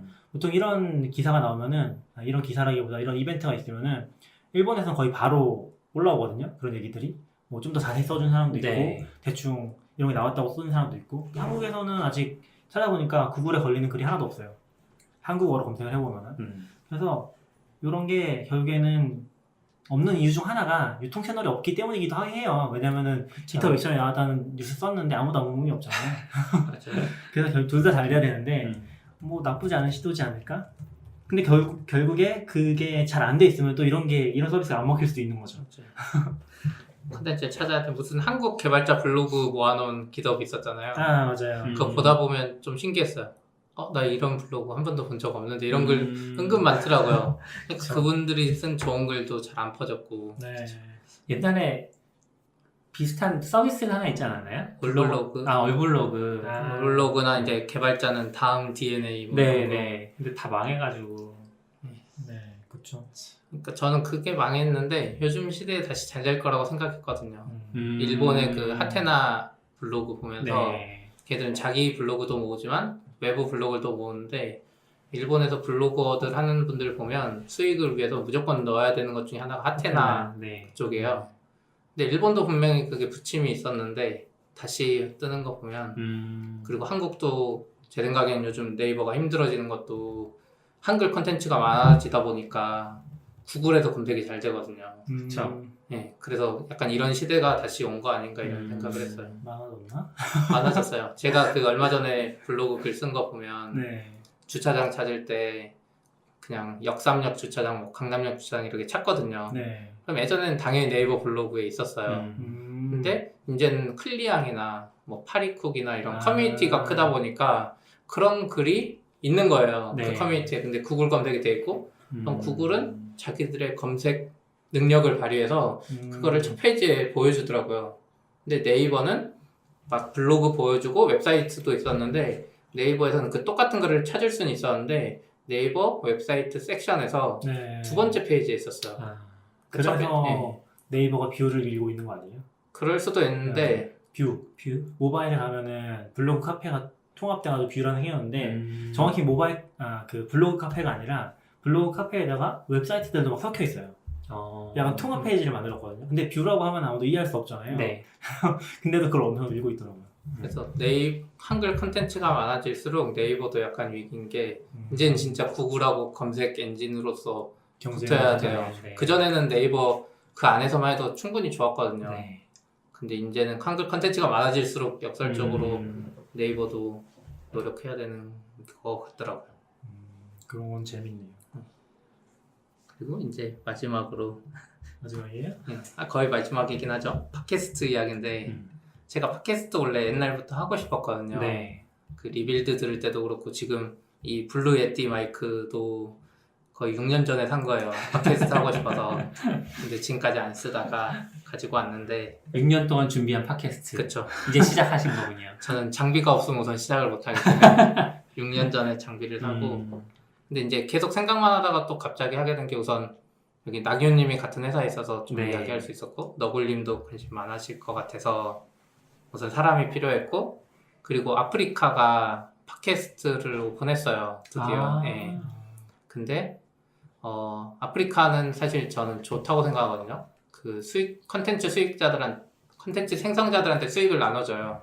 그 별풍선이 약간 나쁜 개념으로 받아들여지지만 컨텐츠 그 수익 쉐어 모델은 진짜 좋다고 네. 생각하거든요.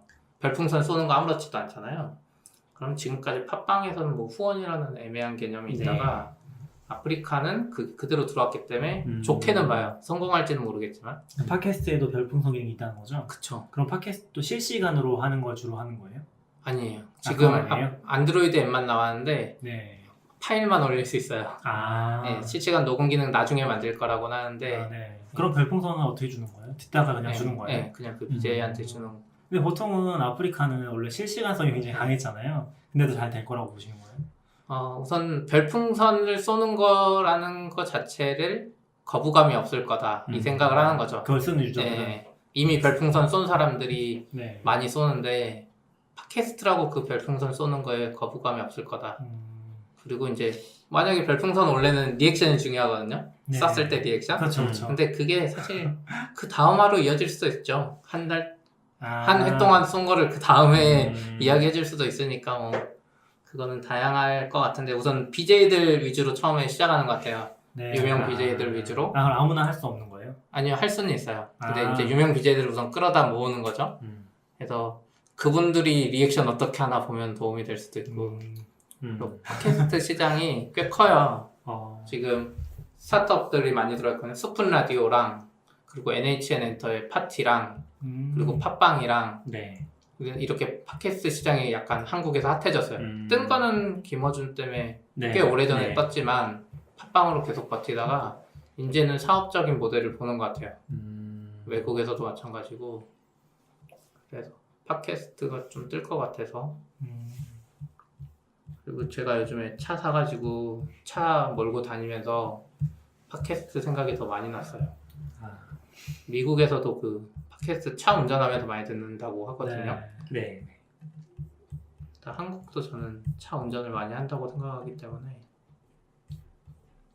그리고 여기 아웃스탠딩 기사 보면은 팟캐스트 1등 팟캐스트 기준으로 수익이 1억 정도? 와. 이게 월인지 연인지 모르겠는데 아마 1등 팟캐스트가 김어준 뭐 이런 거겠죠? 근데 이게 다 광고 수익이거든요. 그쵸. 근데 저는 그 광고 수익은 좀 별로인 것 같고 좋은 수익 모델이 있을 거라고 봐요. 그래서 그 모델 중에 하나가 아까 별풍선. 말씀하신 별풍선이 되지 않을까 기대하시는. 그렇죠. 음. 우리한테는 아무도 안 싸주겠지만 그러면은 그 아프리카 팟캐스트는 네. 아프리카 앱에 포함이 되어 있는 거예요? 아니면 아니요, 별도 앱이에요. 앱이 별도로 있는 네. 거예요? 그러면 아프리카 자체의 수혜를 별로 못 받을 수도 있잖아요. 그럴 수도 있죠. 그래서 이제 BJ들 끌어모아서 뭐 좀 앱을, 나와봐야지 알 수 있는 앱을 설치하게 하는데 그래서 다 실패한 것 같긴 해요. 파티나 그 NHN에서 만든 파티도 약간 다운로드는 실패한 것 같거든요. 제 생각엔 지금은. 그래서 막 거기 보면 그 퀴즈도 같이 해요. 그 안에서. 퀴즈? 네. 뭐 퀴즈에서 맞히면 마지막에 100만 원 주는 거. 파티 안에서 같이 해요. 망했다는 증거네요. 망했을 수도 있고 아니면 우선 사용자를 모으는 단계일 수도 있고 근데 스푼도 많이 모아놨고 스푼 라디오도 근데 파티를 보면서 약간 느낀 건 거예요. 파티나 팟빵을 보면 낙교님도 그 전에 말했지만 라디오가 많이 들어와 있어요. 네 맞아요. 네. 라디오가 요새 네. 많이 라디오가 많이 그냥 들어왔는데 그대로 팟캐스트로 올라가더라고요. 저는 라디오는 약간 매력이 없는 것 같아요. 왜냐면 라디오는 중간중간 음악 나오는 게 있는데 음악을 다 빼고 나오니까 애초에 말로만 이렇게 해야 되는 상황하고는 좀 다르지 않나. 지식 전달형 라디오인 경우에는 저는 아. 좀 부족하긴 하는데 그쵸. 그 외에 뭐 사연형은 별로 저도 안 듣긴 합니다. 원래 이 포맷도 리빌드 FM 따라한 거잖아요. 그쵸. 네. 리빌드 FM이 진짜 좋기는 해요. 그러니까 일본에서는 개발자면 거의 다 알 거예요. 웬간해서는 그 정도로 인기 많은데 거기는 이제 미야가시라고 굉장히 유명한 전설적인 프로그래머가 진행을 하시고 게스트에 불러서 얘기를 하는 방식이거든요. 네. 근데 굉장히 유익하긴 해요. 그리고 저는 거기서 배운 게 되게 많아요.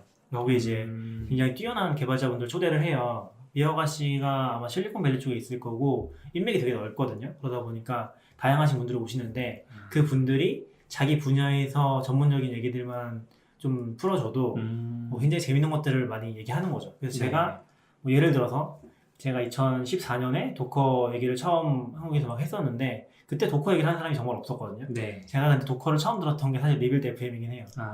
그래서 그런 것들을 빨리 캐치하는 데 있어서도 굉장히 큰 도움이 되긴 했어요. 근데 사실 잡담이 좀 많긴 해요. 게임 얘기라든지 그런 얘기도 굉장히 많이 해요. 애플 얘기라든지 그런 얘기 굉장히 많이 하는데 기술적으로도 좀 그런 어떤 레벨이 지켜지니까 굉장히 매력적이게 느껴지긴 했던 것 같아요. 우리도 유명한 분 계시니까 괜찮네요. 유명한 분이 누구죠? 네. 도커와 루비에서 아 그쵸. 네. 유명한 분 앞으로 많이 모셔야죠. 네, 네. 많이 모셔야죠. CP가 섭외해 올 거예요. 네. 다른 분들도 열심히. 네.